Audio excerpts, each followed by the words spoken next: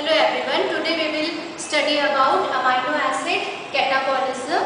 In the amino acid catabolism, first we will see the general reactions of amino acid catabolism. Okay, so all of you know that alpha amino acids, there are 20 standard amino acids, and these alpha amino acids, in addition to their role in as protein monomeric units, they are also used as energy metabolites and precursor of many biologically important nitrogen containing compounds such as biogenic amines, etc. Okay, and excess dietary amino acids are neither stored nor for future use nor excreted.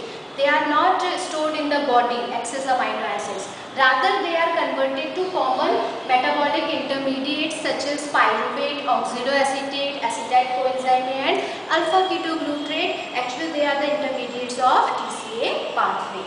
So, consequently, amino acids are also precursors of glucose, fatty acids and ketone bodies, and are therefore act as a metabolic fuels. Okay, so the common stages of amino acid breakdowns are, first of all, the first step is deamination, that is removal of amino group in the form of ammonia. Then incorporation of this ammonia and aspartate nitrogen atoms into urea for excretion, that means ammonia excrete out in the form of urea. Now the rest part, that is keto acid, that means conversion of amino acid carbon skeleton to common metabolic intermediates. Actually the keto acid which is formed due to deamination now converted into one of the intermediates of TCA pathway, so that they can here completely oxidized into carbon dioxide and water. So these are the stages, common stages of amino acids breakdown. Okay, so the first step, that is deamination, that is removal of ammonia from amino acid. It occurs through mainly three steps or three different methods. The first one method is transamination. As the name suggests, this is the most common method but not contribute major for ammonia removal. Okay, so most amino acids are deaminated by transamination reaction, and in this transamination reaction the amino group of one amino acid is transferred to keto acid, so that there is formation of new amino acid, keto acid converted into new amino acid and amino acid converted into new keto acid. Okay, so this transamination reaction takes place in liver, kidney, heart and brain. Out of 20 standard amino acids, main point is there, out of 20 standard amino acids, some of the amino acids do not participate in transamination reaction. These are lysine, threonine, proline, hydroxyproline and cyclic amino acids. Okay, so this point is very important. This amino acid do not participate in transamination reaction. Okay, now the enzyme responsible for transamination is known as transaminases or aminotransferases enzyme, and this enzyme require pyridoxal phosphate as a coenzyme. Mainly two types of transaminases enzymes are there. First one is known as group transaminases, which can transfer amino acids from, amino group from any amino acids to keto acid. And the second category, and for that group aminotransferases enzyme catalyze the reaction. Okay. Now the second category is specific transaminases. As the name suggests, specific transaminases transfer amino group from specific amino acids to keto acid, and that keto acid is alpha ketoglutarate. So mainly two specific transaminases are there. First one is aspartate transaminases, and the old name, in the old nomenclature it is known as serum glutamate oxidoacetate transaminase. Short form is SGOT. This enzyme is mainly present in myocardium, and mainly they are present in myocardial cytoplasm or mitochondrial region, and their normal values that present in this mitochondrial cytoplasm is 4 to 171 international units per liter. Then second point is that this enzyme aspartate transaminase actually catalyzes this reaction in which amino group of aspartate is transferred to alpha ketoglutarate. Over here this double bond breakdown and amino group added over here. So now this alpha ketoglutarate converted into glutamate and aspartate converted into oxidoacetate. Okay, so aspartate transaminase catalyze this reaction, and this enzyme is very important because it gives us information about any heart disease.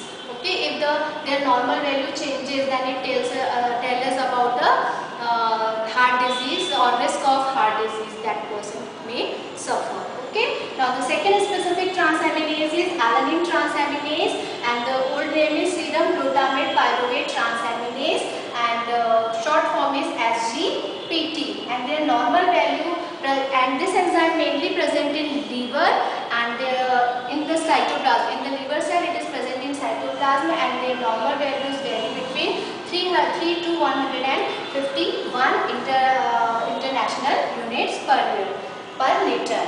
And this enzyme catalyzes the reaction in which amino group is transferred from alanine to alpha ketoglutarate, so that alanine now converted into pyruvate and alpha ketoglutarate converted into glutamate. Okay, so these are the two specific transaminases which transfer amino group from specific amino acids only, and group transaminases use group transaminases enzyme, and then they can transfer amino acids from any amino acids to keto acids. Okay, now the second mode of deamination is known as oxidative deamination.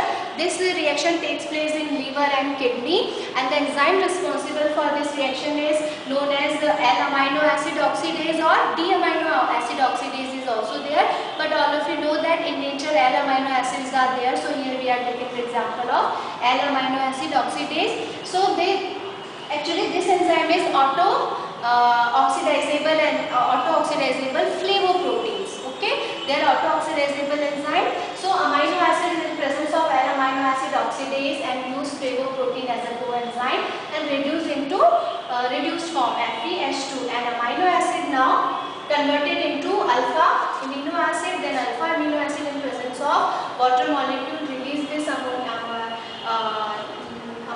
this amino group in the form of ammonium ion, and it converted into alpha keto acid.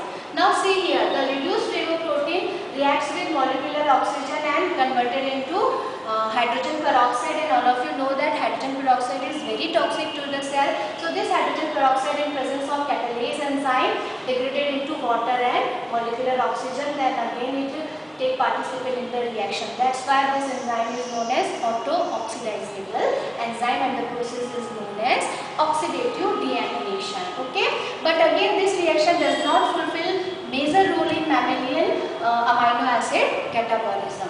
The third one deamination is non-oxidative deamination. Actually hydroxy amino acids like serine, threonine and homoserine are deaminated by a specific enzyme that is called amino acid dehydrazase. Okay, for example serine here, CH2S serine amino acid is there in presence of amino acid dehydrazase, and pyridoxal phosphate as a coenzyme.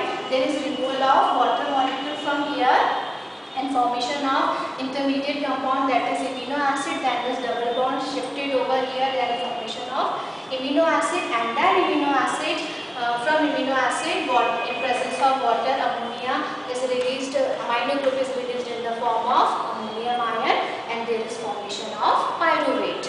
Okay, just like this in non-oxidative deamination, histidase enzyme deaminate histidine, and there is formation of urochemic acid, and desulfitases deaminate cysteine, and there is formation of pyruvate. So here there is no role of molecular oxygen, that's why it is known as directly enzyme deaminate the amino acid, and so this process is known as non-oxidative deamination.